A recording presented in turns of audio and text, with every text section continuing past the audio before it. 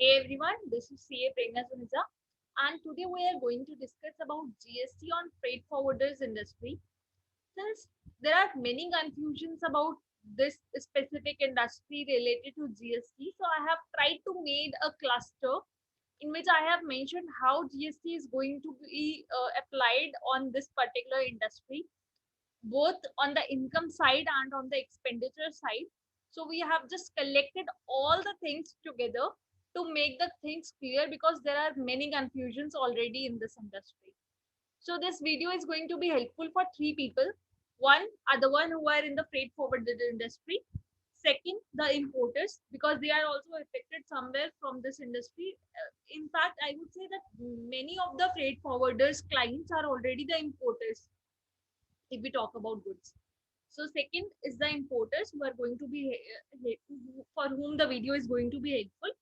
And third, the video is going to be helpful for the CA students as well as the person who wish to learn about GST, because in this particular topic we are going to learn a lot. So now let us start. So सबसे पहले हम ये देखते हैं कि जब भी एक फ्रेट फॉरवर्डर इंडस्ट्री एस्टैब्लिश होती है तो देन उनका बेसिक जो काम होता है, उनका बेसिक काम होता है कि उनको जो गुड्स हैं उनकी मूवमेंट करवानी है, उनका वेयर हाउसिंग करवाना है एंड लॉजिस्टिक्स को लेते हैं, तो वेयर हाउसिंग भी वो करते हैं उन गुड्स का। एंड देन वो बेसिकली क्या करते हैं, गुड्स को एक जगह से दूसरी जगह पर पहुंचा देते हैं। दिस में भी एक्सपोर्ट, दिस में भी इंपोर्ट हो सकता है। यहाँ से कुछ सामान जाए और आपको सपोज से कनाडा पहुंचाना है तो आप एक्सपोर्ट भी करते हैं जो फ्रेट फॉरवर्डर्स इंडस्ट्री में होते हैं। And they also do import as well, कि बाहर से कोई सामान आ रहा है तो they do also deliver it here also in India. तो जब सामान आ रहा है तो या जा रहा है तो the transportation can be done in 5 different ways. जो ट्रांसपोर्टेशन के हमारे तरीके होते हैं, one is by air, second is by ocean, third is by road, fourth is by rail, and fifth is by pipelines. So in this we are going to discuss the main parts जिसके तरह से हमारा जो transportation होता है। सबसे important जो हमारा ट्रांसपोर्टेशन रहता है, 80% आई वुड से जो ट्रांसपोर्टेशन होता है इंडिया में एक्सपोर्ट इम्पोर्ट्स का, वो ओशन के थ्रू होता है। Then there is air, then we will discuss about road as well, and then we will discuss about multi modal also. तो अब मैं एक आपसे स्क्रीन शेयर करती हूँ जिसमें ये सारी चीजें मैंने पूरा डिटेल में बना दिया है कि जब हम खर्चा कर रहे होंगे, because obviously when you are a freight forwarder industry. अब ये तो ऑलरेडी बहुत सारी वीडियोस में ऑलरेडी अवेलेबल है कि जो फ्रेट फॉरवर्डर इंडस्ट्री से आगे सामान ले रहा है उसके लिए क्या ट्रीटमेंट रहेगा, but what about the freight forwarder industry, उसके लिए क्या रहेगा। वो जो खर्चा कर रहा है आगे, suppose there is a freight forwarder industry and उसके अपने शिप्स नहीं है, तो he took a order from a importer, और इंपोर्टर ने उसको बोला कि मेरा सामान is going to be land from Canada to India से दिल्ली। तो जब उसका सामान आ रहा है टू दिल्ली, तो उसने भी आगे किसी शिपिंग एजेंसी को या किसी शिपिंग कंपनी को पकड़ा होगा जिसने जो सामान है फ्रॉम, जिसने बेसिकली शिपिंग करी होगी, जो सामान है वो लाए होंगे वो फ्रॉम कनाडा टू दिल्ली। तो जब इस शिपिंग कंपनी को, ये शिपिंग कंपनी इंडियन भी हो सकती है, शिपिंग कंपनी हमारी इंडिया के बाहर की भी हो सकती है, तो जब इस शिपिंग कंपनी को पेमेंट कर रहे होंगे तो हमारी फ्रेट फॉरवर्डर इंडस्ट्री के ऊपर कैसे उनको पेमेंट करनी है, तो क्या रहेगा हमारा जीएसटी का। जब हम इनकम चार्ज करेंगे, हो सकता है हम इनकम जो हमारी है, income can be from the importer of goods, income can be from the exporter of goods, क्योंकि it is not necessary that अगर हम इंडिया में है तो इंडियन पर्सन ही हमें पेमेंट करेगा। हो सकता है एक सीआईएफ ट्रांजेक्शन रही हो। CIF transaction is cost insurance freight transaction, जिसमें जो इंपोर्टर है जो इंडिया में है उसने बोला अपने एक्सपोर्टर को which is in Canada, so he say कि you have to deliver the goods till my place, that is the CIF transaction for the importer। तो अब जब CIF transaction हो रही है for the importer, तो उस टाइम पे the person who is the exporter which is in Canada, who is in Canada, तो उसने he would have approached the freight forwarder in India, he can, and then हो सकता है वो जो पेमेंट आ रहा हो वो हमें बाहर से आ रहा हो। So then what is going to be the whole process, और हर ट्रांजेक्शन के ऊपर जीएसटी कैसे लगेगा ये हम इसमें डिस्कस करेंगे। जो जीएसटी है ना, जो हमारा मेन इसमें टॉपिक रहने वाला है वो फ्रेट का रहने वाला है, क्योंकि जो अदर एक्सपेंसेस होते हैं या जो अदर इनकम होती है वो हमारी नॉर्मली फ्लैट 18% पे चार्ज हो जाती है, जिसके रिगार्डिंग इंडस्ट्री में ज्यादा कंफ्यूजन है भी नहीं। जो कंफ्यूजन है वो इसके रिगार्डिंग है कि अगर मेरा जो ओशन फ्रेट का खर्चा है तो उस पे कैसे रहेगा, अगर मेरा एयर फ्रेट का खर्चा है या एयर फ्रेट की इनकम मैं चार्ज कर रही हूँ तो उस पे जीएसटी कैसे चार्ज होना है। तो इसको हम पूरा डिटेल में इसमें पढ़ेंगे। I will try to bifurcate this chapter into 3 parts mainly, and then there will be a miscellaneous part. जो हमारे 3 मेजर पार्ट रहने वाले हैं इस चैप्टर में वो रहने वाले हैं इस टॉपिक में। First topic will be transportation by air, second transportation by water, and third transportation by road। ये हमारे बेसिक मेजर जो टॉपिक्स रहने वाले हैं। तो मैं शेयर करती हूँ स्क्रीन जिसमें डिटेल में हमने ये डिस्कस करा है। तो अब सबसे पहले इसमें हम ट्रांसपोर्टेशन बाय एयर का देख रहे हैं। तो इसमें हमने, आप देखेंगे तो इसमें मैंने प्रॉपरली इसमें मेंशन कर दिया है कि जब ट्रांसपोर्टेशन बाय एयर हो रही है तो फ्रेट फॉरवर्डर इंडस्ट्री जो है उसके लिए there can be three conditions, there can be three cases actually. There can be a case where goods are imported, that is movement of goods is being taken place from outside India to India, that is the goods are imported. Second can be the case where the goods are exported, that is the movement is going outside India from India. And third, there can be a case where the movement of goods is taking place within India.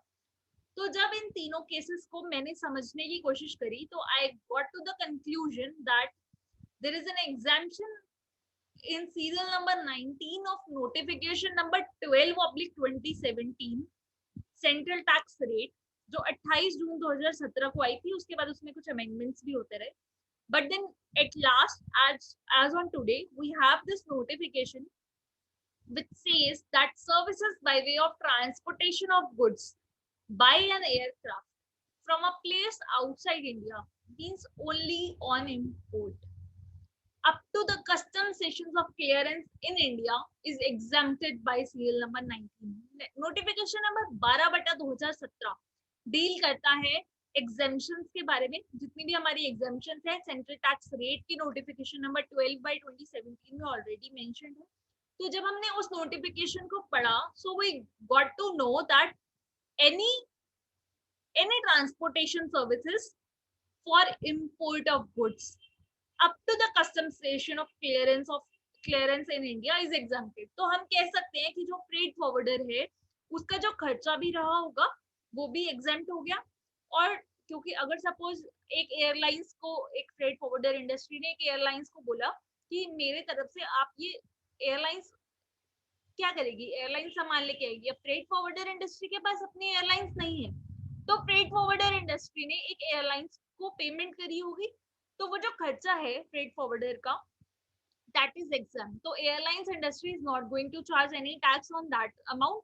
तो जो air freight है हमारा वो exam हो गया।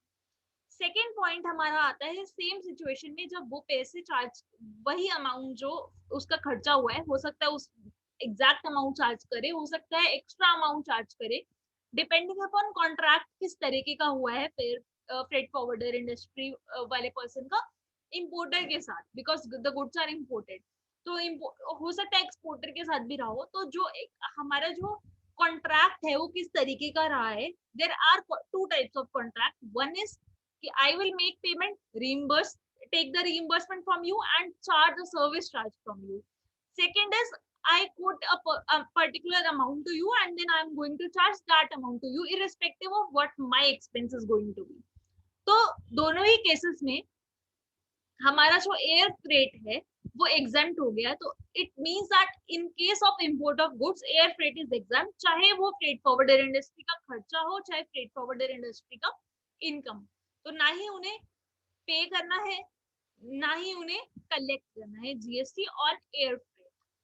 Second point आता है GST कैसे लगेगा व्हेन गुड्स आर एक्सपोर्टेड। तो एक्सपोर्ट के केस में भी there is also a notification which says that services by way of transportation of goods by an aircraft from custom stations of clearance in India to a place outside India, which means that any export activity which is happening from India to outside India is exempted again, but still it is to be declared, it is to be noted here that this exemption is only valid till 30th September 2021 and not thereafter. You can see here this exemption is only valid till 30th September 2021. So now earlier this exemption was valid till 30th September 2020. उससे पहले तक थी. But as on date, the exemption, as on date, we are on 13th July 2021. The exemption is valid till 30th September 2021 only. After this, there may be chances that the exemption may extend. हो सकता है इस exemption को जैसे पहले उन्होंने extend करा है तो फिर extend कर दे और इसको 30th September 2021 से एक और आगे डेट पे ले जाए.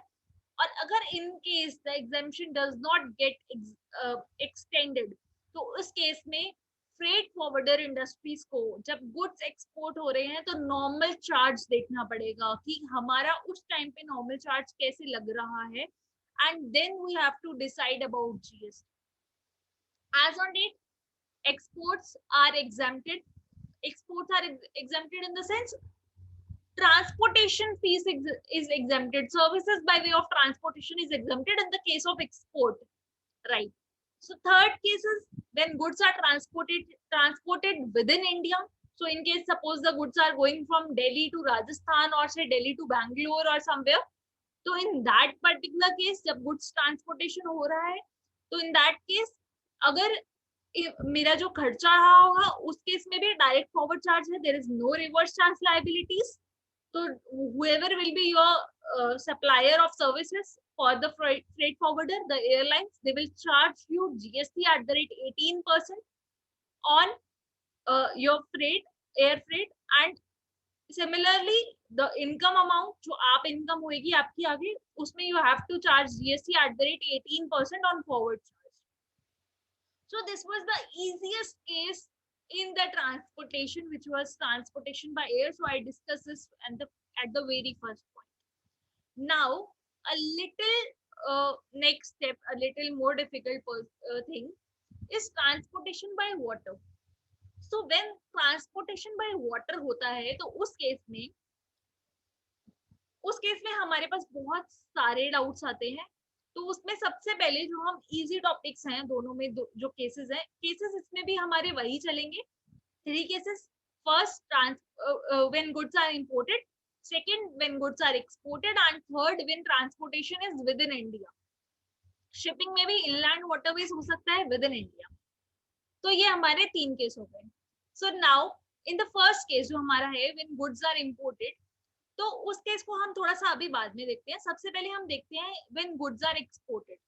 In case goods are exported, so we have this exemption called exemption number notification number 2/2018 and notification number 4/2020, which says similar to that of the air, which says that services by way of transportation of goods by a vessel from customs stations of clearance in India to a place outside India, which says export, is exempted.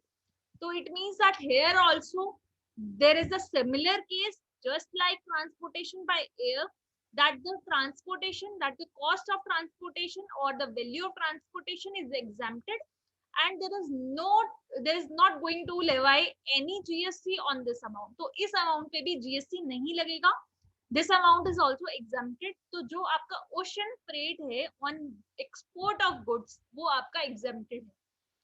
Similarly जब हम बात करते हैं when goods are transported within India, so there is a notification number 12/2017 and उसका serial number 18B says that any transportation of goods through inland waterways is exempted. 18A के बाद 18B है, so that says that any transportation of goods through inland waterways is exempted. तो उससे ये clear हो गया कि कोई भी अगर आप inland waterways is what?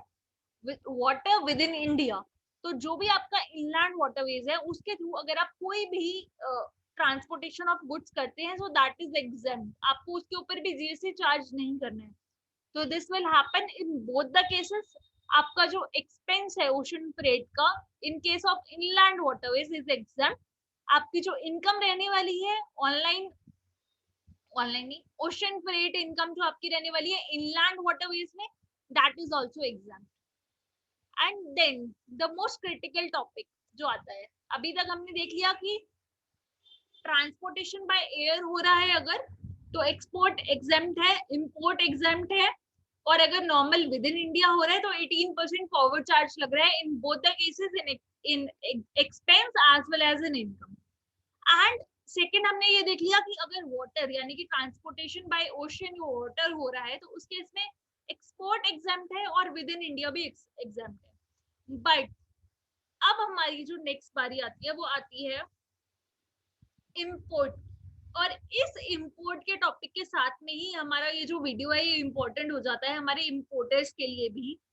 तो सबसे पहले नॉर्मली देखते हैं कि अगर हमारे गुड्स इम्पोर्ट हो रहे हैं तो उस केस में there can be two cases. One is when the customer is outside India, मतलब अगर I am the freight forwarder तो जो मेरा कस्टमर है वो इंडिया के बाहर है, तो वो कब हो सकता है जब ट्रांजेक्शन CIF हो, क्योंकि जैसे हमने स्टार्टिंग में ही डिस्कस कर लिया था कि CIF ट्रांजेक्शन के केसेस में जो पेमेंट होती है इंश्योरेंस और फ्रेट की वो इम्पोर्टर डायरेक्ट एक्सपोर्टर को कर देता है। उस केस में सारी payment is directly made to the exporter and thus we can say that importer is not liable to pay any such freight or insurance charges to any other freight forwarder because the delivery is being made by the exporter. The headache is of the exporter.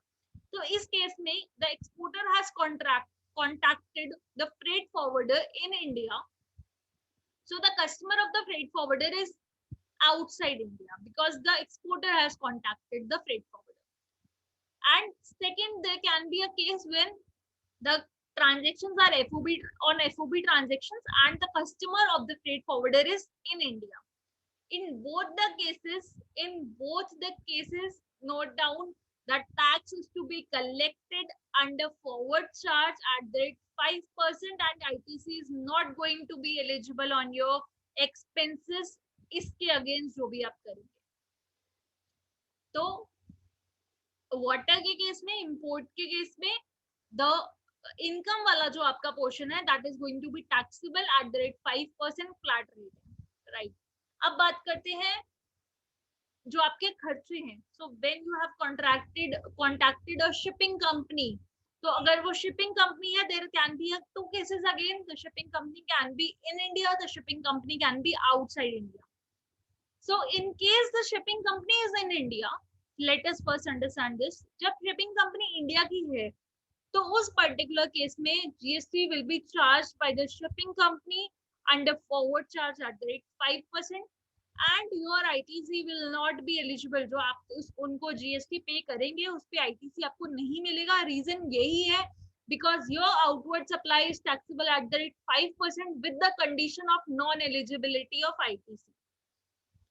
And then the second point comes, which is the most crucial point. The point is import when shipping companies outside India. I'm highlighting this. ये जो point है, this is very important. तो इस point में हम इसको समझते हैं। सबसे पहले हम एक हमारा जो रिवर्स चार्ज का पॉइंट है उसको देखते हैं। तो हमारे जो रिवर्स चार्ज का सेक्शन है, जो नोटिफिकेशन है, रिवर्स चार्ज का नोटिफिकेशन बोलता है कि GST is to be paid by whom? By importer of goods in case of what? In case of freight forward, मतलब जो आपका अब ट्रांसपोर्टेशन हो रहा है उस केस में when goods are being imported from outside India to India, in that case GST is to be paid under reverse charge by importer. Yes, the section says the notification 10 by 2017 IGST rate notification बोलती है कि GST पे करना है importer में, serial number 10, ठीक है। अब हम गए section 5 subsection 3 of IGST act, this is not mentioned here, I am telling it अलग से। सेक्शन 5 सबसेक्शन 3 में देखिए आप आईजीएसटी एक्ट में, वहां पे लिखा हुआ है कि by notification government can provide certain conditions, certain circumstances in which the payment of GST is to be made by the recipient under reverse charge. Who is the recipient? The recipient is the person who is taking the services, In case there is any consideration, the recipient is the person who is paying the consideration. So in this particular case, consideration कौन pay कर रहा है? The consideration is being paid by the shipping company to the shipping company. By whom?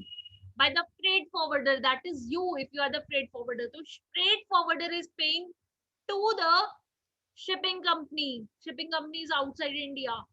तो जब freight forwarder पे कर रहा है shipping company को, पेमेंट कर रहा है for the transportation of goods, तो इंपोर्टर आरसीएम क्यों पे करेगा? बट नोटिफिकेशन तो यही कहती है कि इंपोर्टर आरसीएम पे करेगा. So this is also declared ultra vires. ये जो ट्रांजेक्शन है ये बिल्कुल अल्ट्रा वायरस है. इसको ऑलरेडी गुजरात हाईकोर्ट ने बोल दिया है कि the transaction is ultra vires. But there is also a transaction. अच्छा, ये तो थी हमारी बात इंपोर्टर के लिए, क्योंकि इंपोर्टर के लिए एक बहुत जरूरी पॉइंट आ गया था कि इंपोर्टर बोलता था कि पेमेंट मैंने करी नहीं. मेरे लिए हो सकता है ट्रांजेक्शन सीआईएफ रही हो सकता है ट्रांजेक्शन एफओबी रही हो. दोनों ही केसेस में इंपोर्टर ने तो पेमेंट नहीं करी थी. पेमेंट किसने करी थी? शिपिंग कंपनी को. Payment was made by the freight forwarder. But RCM की liability notification number 10/2017 IGST rate ने लगा दी किसके ऊपर? इंपोर्टर के ऊपर. तो इंपोर्टर गए गुजरात हाईकोर्ट में, it is declared that the transaction is ultra virus. उसके ऊपर आरसीएम पे करने की लाइबिलिटी इंपोर्टर की नहीं है. तो यहाँ तक बात थी इंपोर्टर के लिए. अब बात आती है स्पेसिफिकली फ्रेट फॉरवर्डर्स के लिए, जिनके लिए हम ये डिस्कशन कर रहे थे. अब फ्रेट फॉरवर्डर इंडस्ट्री में आरसीएम के केस में अगर हम देखें तो नोटिफिकेशन नंबर 10/2017 ने तो बोल दिया था, स्पेसिफिक एंट्री बता दी थी सीरियल नंबर 10 में. क्या बोल दिया था कि जो आपका आरसीएम है is to be paid by importer. लेकिन जब हमने देखा सीरियल नंबर 1, तो सीरियल नंबर 1 ने बोला कि अगर कोई भी ट्रांजेक्शन, कोई भी सर्विसेज ली जा रही है by a person located in India, which is the freight forwarder company, from a person located outside the taxable territory, which is a shipping company in our case, which is outside India. In that case, RCM is to be paid by the recipient who is in the taxable territory. तो इस case में, हमारे case में क्या आ गया कि जो हमारे फ्रेट फॉरवर्डर इंडस्ट्री है वो थोड़ा सा दो उनके सामने अब चैलेंजेस आ चुके हैं. पहला उनके सामने मतलब पॉइंट ऑफ व्यूज आ चुके हैं. पहला व्यू उनके सामने ये आता है कि वो चाहे नोटिफिकेशन नंबर 10/2017 की स्पेसिफिक एंट्री के ऊपर जो बोलती है कि नोटिफिकेशन के accordingly RCM is to be paid by the importer. But still Gujarat high court already इस चीज को मना कर चुका है. तो सेकंड पॉइंट ऑफ व्यू हमारा आता है कि हम देखें नोटिफिकेशन नंबर 10/2017 आईजीएसटी रेट का सीरियल नंबर 1, वो बोलता है कि RCM is to be paid by the person located in taxable territory for the services of transportation, not specifically transportation of goods, but says any services. That is a general clause. So leaving the serial number 10, which is the specific clause, and going to the general clause in serial number 1, we are here again in the 2-point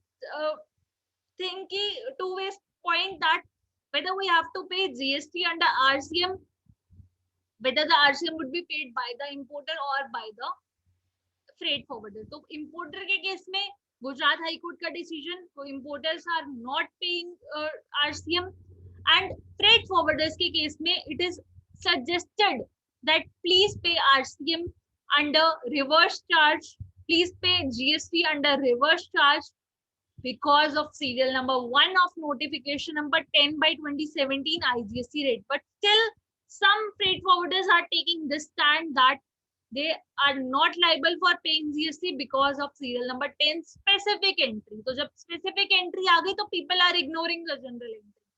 तो दोनों cases में it is the freight forwarder who have to take decision कि whether they should go with the general clause and later on save themselves from any litigation, or take a stand that they are not going to pay any RCM because of the similar reason that the RCM is payable by the importer of the goods, and take a litigative action later on. So it may come later on that they have to make certain मतलब court वगैरह में जाना पड़ सकता है. It can lead to litigation.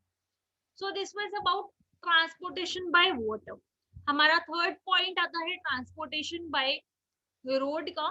So in transportation by road there is very simple point that there are in case of income we have given two options. The number one option is that we can pay we can charge we cannot charge, we can there is an option to mention that GST is payable under reverse charge and 5% GST is to be payable.